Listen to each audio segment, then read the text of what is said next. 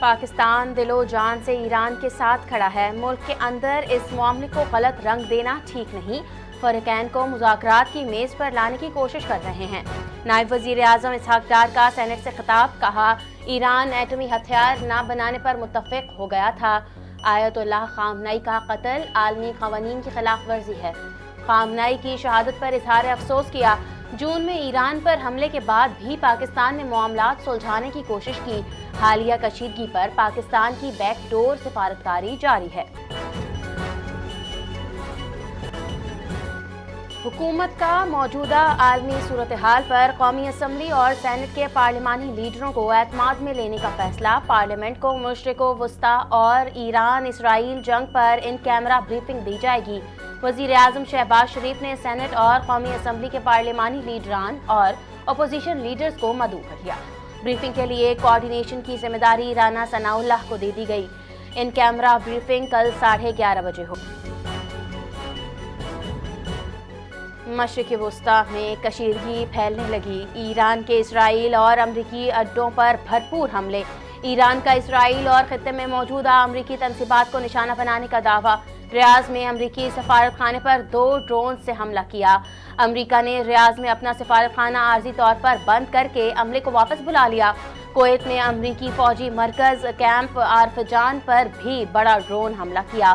بحرین میں امریکی فوجی اڈے کو بھی نقصان پہنچایا گیا۔ ایرانی حملوں میں 6 امریکی فوجی ہلاک، 18 زخمی ہوئے۔ امریکی سینٹرل کمانڈ کا دعویٰ۔ ایرانی 174 بیلسٹک میزائل میں 161 تباہ کیے گئے، 13 سمندر میں گرے۔ جو بھی نقصان ہوا وہ میزائل یا ڈرون لگنے سے نہیں، ملبہ گرنے سے ہوا۔ ہماری سرزمین پر کوئی بھی میزائل براہ راست نہیں گرا بلکہ ملبہ گرا ہے۔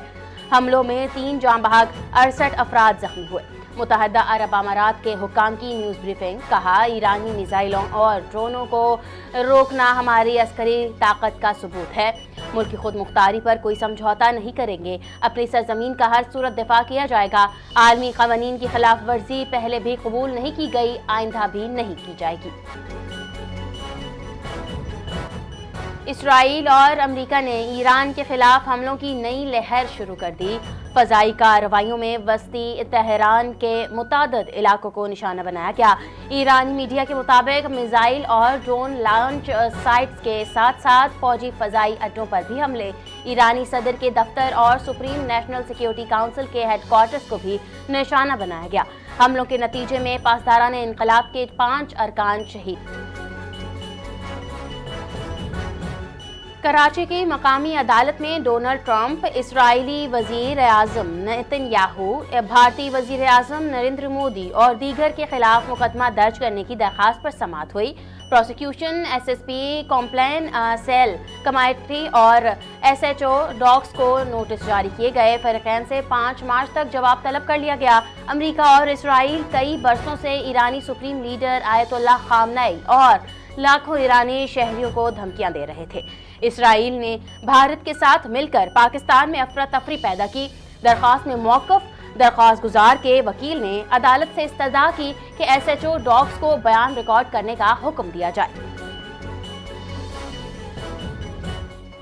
وزیر اعظم شہباز شریف کی زیر صدارت کیش لیس اکانومی کے فروغ پر جائزہ اجلاس۔ وزارت خزانہ، اسٹیٹ بینک اور دیگر متعلقہ اداروں کی ڈیجیٹل ادائیگیوں پر تفصیلی بریفنگ۔ وزیر اعظم کی تنخواہیں، پنشن ادائیگیاں راست سسٹم پر منتقل کرنے پر معاشی ٹیم کی پذیرائی۔